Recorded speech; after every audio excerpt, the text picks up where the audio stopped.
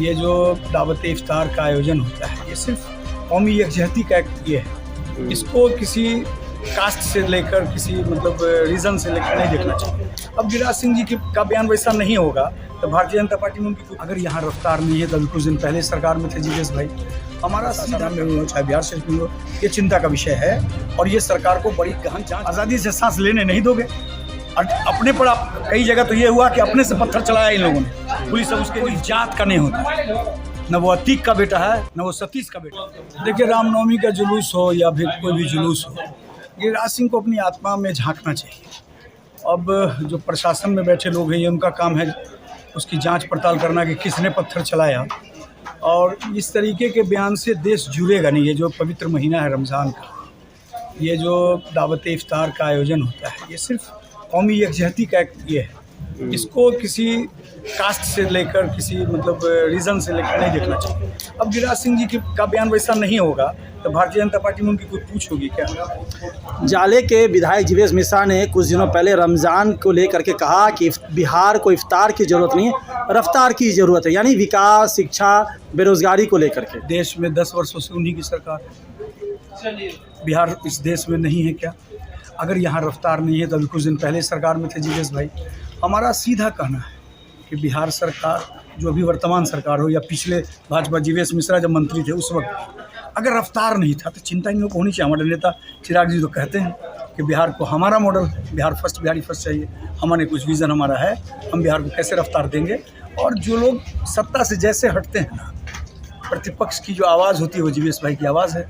इससे पहले जीवेश भाई यहीं के मंत्री थे, लेबर मिनिस्टर थे, अशोक टोपरनी बगल में पड़ा हुआ था। हम लोगों ने कई बार मुलाकात की, उस वक्त कहाँ चला गया था इनका रफ्तार। राजनीति की रोटी चमकाने के लिए लोग कुछ भी बोल दे। मैं मानता हूँ कि निश्चित रूप से बिहार को विकास की आवश्यकता है। नीतीश कुमार की और तेजस्वी की सरकार को चिंता करनी चाहिए।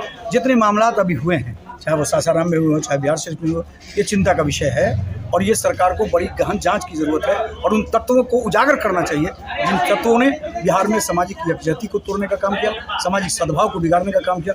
उसको पकड़ के जेल की सलाखों में निश्चित डालना चाहिए। सांप्रदायिक दंगा जो हुआ, सरकार की जो कार्रवाई उस पर कितना संतुष्ट हैं आप? देखिए, जो दंगे जो हुए सासाराम में और बिहार शरीफ में, उस पर तो हम समझते हैं कि सरकार को और तेज़ी लाना चाहिए। उन सारे चेहरों को उजागर करना चाहिए जो लोग आरोप लगाते हैं, एक विशेष वर्ग पर आरोप लगा देते हैं, विशेषकर मुसलमानों पर आरोप लगाते हैं। तो यार 16% 20% मुसलमान इस देश में लड़के जिएगा क्या?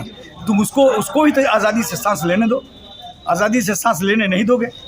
और अपने पर आप कई जगह तो ये हुआ कि अपने से पत्थर चलाया इन लोगों ने, पुलिस अब उसके इन्वेस्टिगेशन में है। हम आपके माध्यम से बिहार सरकार से मांग करते हैं कि जल्द से जल्द उन तत्वों को चिन्हित करके जेल की सलाखों में भेजे ताकि आइंदा ऐसे वारदात से बिहार परहेज की। सम्राट चौधरी जो बीजेपी प्रदेश के अध्यक्ष, उन्होंने बयान दिया है यूपी में जो कल बीते दिन हुआ था इनकाउंटर जो हुआ, उस पर कहा कि अगर बीजेपी की सरकार बनती है तो अपराधियों का इनकाउंटर होगा, तो अपराधी घर से बाहर नहीं निकलेंगे। बीजेपी की सरकार अभी इससे पहले भी थी। और जो योगी की सरकार को कोई सर्टिफिकेट देता है ना, क्योंकि अतीक का बेटा मारा गया तो इनकाउंटर बहुत अच्छा लग रहा है। वहीं पर दूसरी तरफ अगर स्टेयरिंग घूम जाए तब कैसा लगेगा? बिहार में क्रिमिनल कोई जात का नहीं होता, न वो अतीक का बेटा है न वो सतीश का बेटा है, क्रिमिनल है। और क्रिमिनल अगर अतीक के बेटा को उस टाइप की सज़ा है तो सतीश के बेटा को उसी टाइप की सज़ा होनी चाहिए, तब इंसाफ कहलाएगा। एक व्यक्ति विशेष को टारगेट करके अगर कोई सरकार चलना चाहती है तो ये आज हम जिस भीमराव अम्बेडकर की जयंती मना के आपसे बात कर रहे हैं, ये उस संविधान के साथ घोर अपमान है। Thank you.